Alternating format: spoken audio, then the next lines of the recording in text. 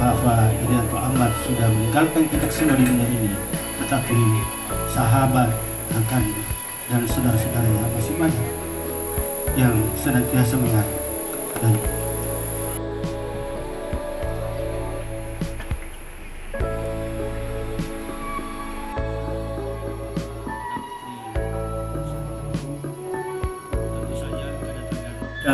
menutup acara ini, izinkanlah kami menyampaikan bahwa insya Allah besok malam Ahad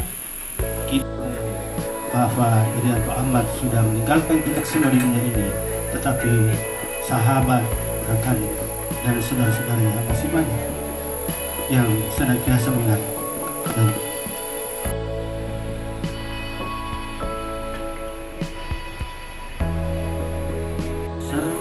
Bapak Mendagri Arifudin Syariah, tentu saja kedatangan kita akan kehilangan sosok yang begitu baik. Orang makan saya bilang, boleh tahu-tahu di depan kok.